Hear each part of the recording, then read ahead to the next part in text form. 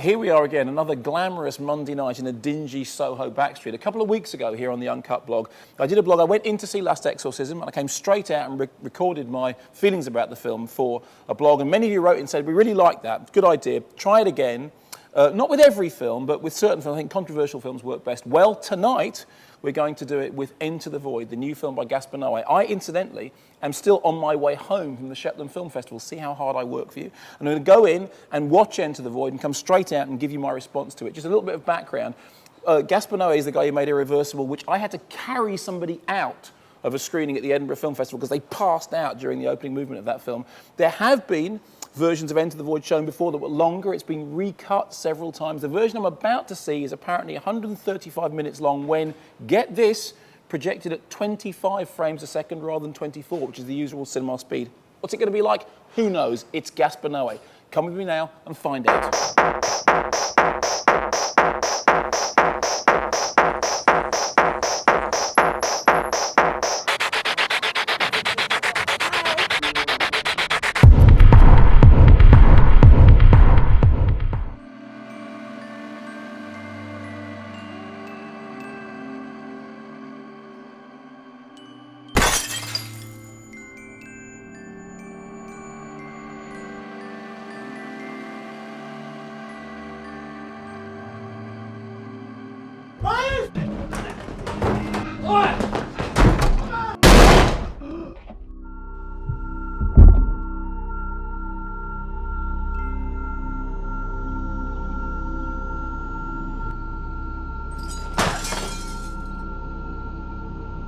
In the screening room about 2.5 hours later, having just watched Gaspar Noé's Into the Void. And in a way, this is a perfect example of why it is that doing these immediate response blogs is kind of troublesome. See, in the case of Last Exorcism, right, I came out of it, I knew exactly what I thought of it. I knew that for the first 60 minutes it had worked, and then at the end it had all gone complete to pieces. Here's my immediate response. Firstly, it's unfilmed de Gaspar Noé. It's all the elements that you know from a Gaspar Noé film. So there's, on the one hand, there's, there's the sleaze and the excess. On the other hand, there's the cod existentialism and the racked philosophizing. There's the obsession with the mechanics of hardcore mixed with this kind of, interstellar desire to reach out for the soul. I mean, the best way of describing it, imagine that somebody had sat in a room with, on the one hand, a volume of Freud, on the other hand, the Tibetan Book of the Dead, with two televisions on, one playing the last sequence from 2001 and the other playing the dream sequences from Altered States, out of their face on hallucinogenic drugs, and then having access to a video console. That's kind of what you get. And actually, to be honest with you, I'm going to have to live with the film for a couple of days to settle down and decide what it is that I think about it.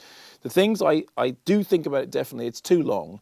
It's ill-disciplined in the way that Gaspar Noé's work is kind of ill-disciplined, and the metaphysics is terribly cod, and yet occasionally you get swept up with it. There are very few other filmmakers doing this kind of work, and it is clearly the work of somebody with a vision. Whether or not that vision is or I genuinely don't know yet.